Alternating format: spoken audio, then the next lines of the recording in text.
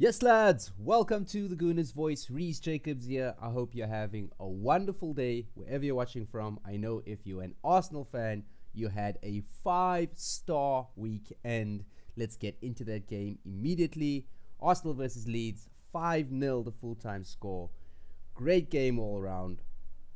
I want to talk about the first half in particular. I thought the second half was amazing, but when you go half-time in 2-0, it's only how many goals are Arsenal going to score. I thought the first half, the first 15 minutes were really good from Arsenal. The occasion was there. The Emirates was a cauldron of heat, fire, intensity. But Arsenal fell off after those first 15 minutes. And, with all the excitement, with EZE being presented, and the first home game of the season, the first 15 minutes was really the 15 minutes we expected it to be. Yeah, Arsenal attacking, free-flowing football. Not really free-flowing football, but playing the game in Leeds' half. I thought Leeds did really well after those first 15 minutes. Even those first 15 minutes, Leeds did really well to weather the storm. They didn't give away the most clear-cut chances. They kept their heads. They were a bit nervous, but they kept their heads and they grew into the game. And we know Arsenal's got that weapon in corners, in set pieces, and that saved them because on that half-hour mark, it got really flat in the stadium. It was same old Arsenal. They weren't creating enough clear-cut opportunities. A lot of recycling, balls going to the wingers, coming back into midfield, all the way back to defense, and swapping it out to the left-hand side, to the right-hand side.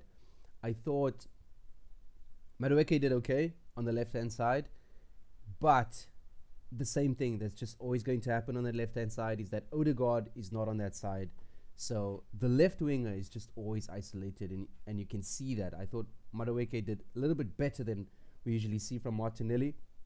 He had a couple of one-on-ones, and he beat his man, and he got the ball into the box. Not the best balls into the box, but yeah, he beat his man. He got his balls into the box, and it was a pretty decent performance from him. I thought he played better when Saka went off injured. We'll talk about injuries in a bit.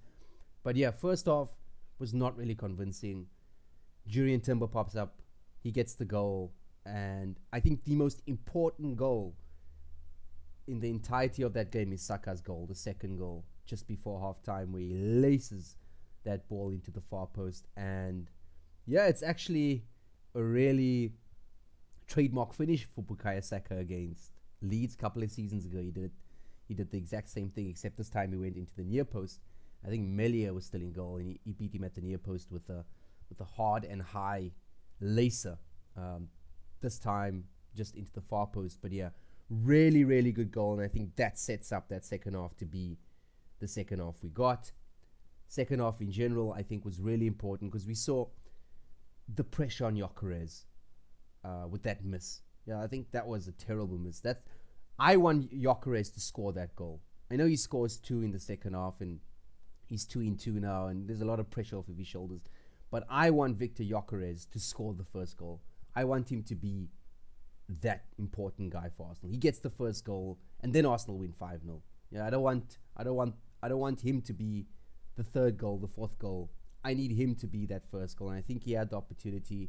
He snatched at it, and I need to take myself down a bit, put it into context. It is his first time in the Premier League. He's played here before. He knows the league, but he hasn't been involved in the league. Yeah, he barely made an appearance for Brighton.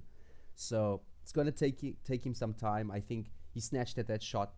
He snatched at that opportunity where I think in a couple of weeks' time he controls that with his left and he puts it into the net with his right. So I think we need to also give him a bit of time. But yeah, you could see the pressure lift off his shoulders with that first goal. You saw what it meant to him, what it meant to the fans, the eruption in the stadium when that first goal goes in, I think is really important for him. And, second half, we'll go to Max Darwin. But I think the player for me that I was really keen on, and obviously by the thumbnail you can tell that, is Ricardo Calafiori. I think Ricardo Calafiori in this new system of Arteta, because there's definitely a new system. We see it with Declan Rice, the way he's playing. Yeah, how many times, for anyone who's watched the game, how many times do we see Declan Rice in an attacking position in the opposition's half, running into the box or getting a touch in the box. I think only once, that when they messed up, when they got themselves into a tangle where Declan Rice gets the ball and instead of shooting, he lays it off to Max Darwin. I think that with this new system, it surprised me a little bit because I see Zubamendi, more attacking than Declan Rice. I see him further up in opposition half, and I think in the first half we saw Zubamendi like really pressed up with Odegaard and Saka on the right hand side, which is really surprising because I thought Zubamendi would just be sitting in midfield, just in front of Saliba and Gabriel, and Declan Rice would be the one bombing forward. But it seems like Calafiori starting as a left back, and then he's got this runs. It's a strange little role he has. He does these attacking runs like a traditional left back, past on the side of your left winger, beyond your left winger, and that's helping Madueke a lot. We can see that. I think Gabriel Martinelli would also profit from Calafiori as left back as opposed to Julian Timber or Miles Lewis Skelly. I don't think we'll see Timber on the left hand side anymore, barring any injuries. But yeah, we saw Timber a lot on the left before, and Timber's not that player. Timber's going to tuck into midfield. He's going to be really tidy, and Calafiori is bombing like a traditional left back, but then he also underlaps just under Madueke, but he also gets into the box like that left-sided number 8. And I think he's got this free roam on the left-hand side where he can choose, or depending on game state, he needs to do a specific role. And he's almost playing like that left-sided number 8 in moments. We've seen it in the Man United game where he gets into the box where we usually see Declan Rice be for Arsenal. He's done that against Man United. He's done that time and time again against Leeds. Bit of a tongue twister. And I think he's going to be a maverick in this Arsenal team. I think he's got the freedom to do what he wants, and I give Arteta some kudos on that because Calafiori is a really good player. He's not just a defensive player. We see that. He's got a really sweet left foot. He's got good passing range. We saw that with the little whip ball to Gyökeres. He got the assist for that. He got a really lucky assist for Timber's goal, the second goal for Timber. I think he got the last touch on that ball. So he's got 3 goal contributions in 2 games from left back. It seems absurd, but it's exactly that.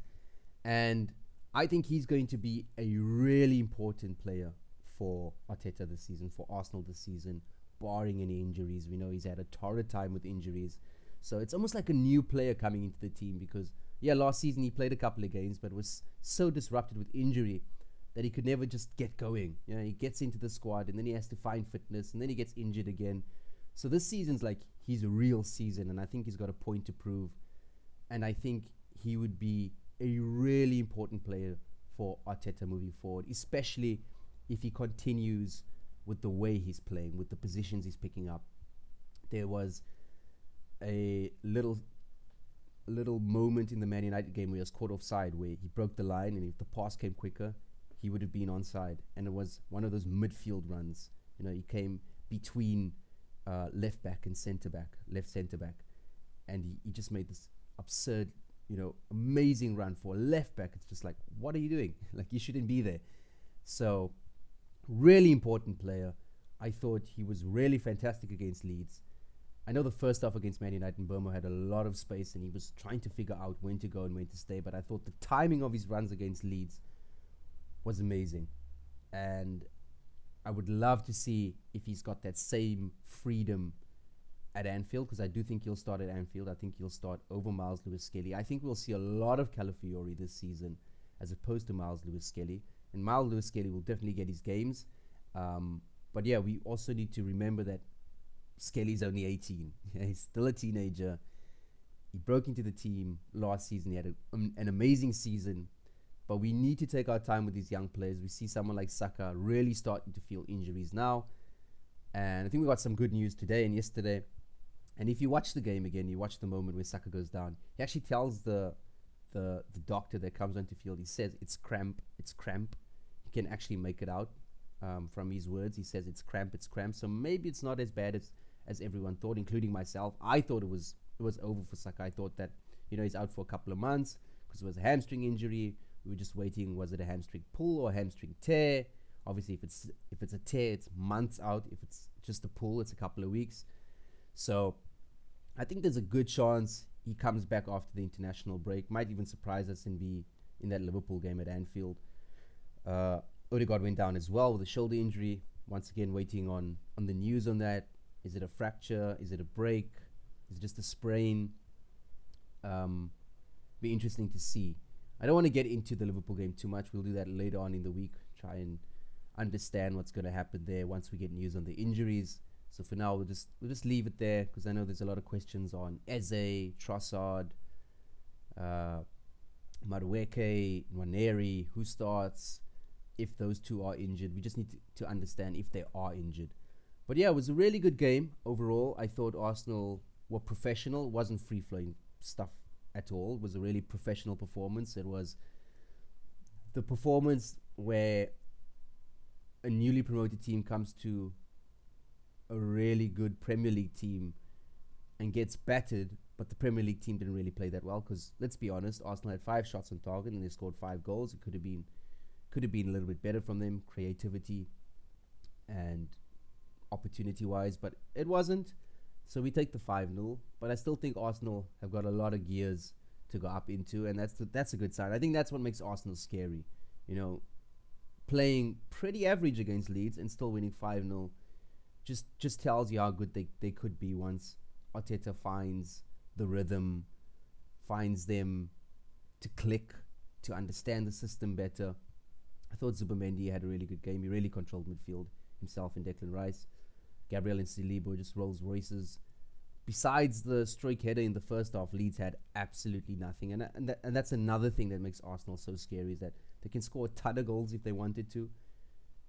And once they figure out how to really get the gelling going in open play, that's going to be really dangerous, because then you have a team that can create a ton of chances from open play, can score from set pieces, and then they just don't look like they're going to concede anything. Because let's be honest, these last 2 games, it doesn't look like Arsenal were going to concede anything. It always looks like Arsenal were going to win the games. So I think they're really, really equipped to go after the season on all fronts. I think if we just think about us as fans, as supporters, if Saka and Odegaard goes down in any game, we're probably thinking that's the end of it. Yeah, that's the end of our title charge. And even before we got news that the injuries are not that bad as they were initially thought to be, even with them going down, with the way Arsenal have done business this season, and kudos to Andrea Berta, I think he is the most important signing for Arsenal this season, because the way this guy's done business is unprecedented. But before I go on a tangent of Andrea Berta, the way they've covered those positions that really hurt Arsenal last season, with Saka getting injured, with Odegaard getting injured, coming back and playing with an injury, not being at his best, I think is really good.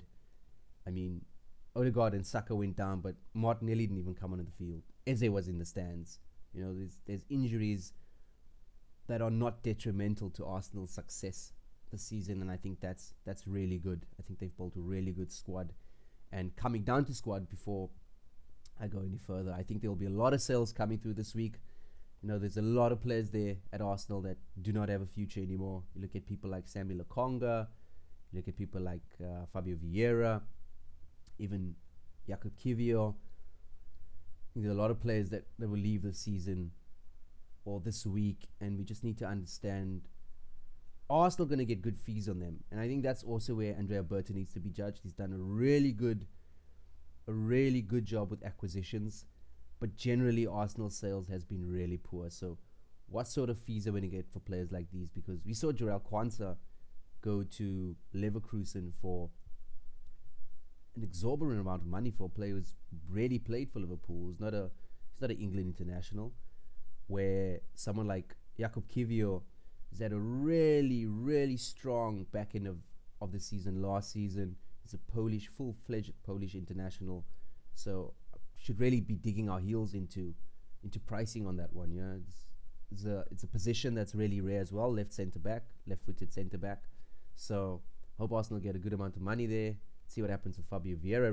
Reece Nelson is still, a lot of rumors of him going to Fulham, and let's see what happens with sales. I think definitely no more acquisitions for Arsenal. I know they signed the youngster from Shamrock Rovers. That's more for the academy, and he only joins when he turns 18 anyway. So yeah, I think that's the sort of things you generally be looking at if there are any more acquisitions, is younger players for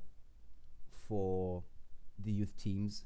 But I think the focus now for Berta would be the sales, getting people out of the squad, because it's a really big squad at the moment with a lot of dead wood. So how can they move that dead wood on, and what sort of fees can they get for that dead wood? But yeah, we'll look at the Liverpool game a little bit closer to the end of the week, around Wednesday, Thursday, once we understand what's going on with the injuries. But I think that's it for today. I'd love to hear your thoughts on Calafiori. What do you guys think? What sort of season do you see him having? Do you think he's gonna take that left back position and make it his own? Does he wrestle it away from Miles Lewis-Skelly? Love to hear your thoughts. Drop them in the comment section below. We get some of that in the next video. For now, Reece Jacobs at the Gooner's Voice. Peace.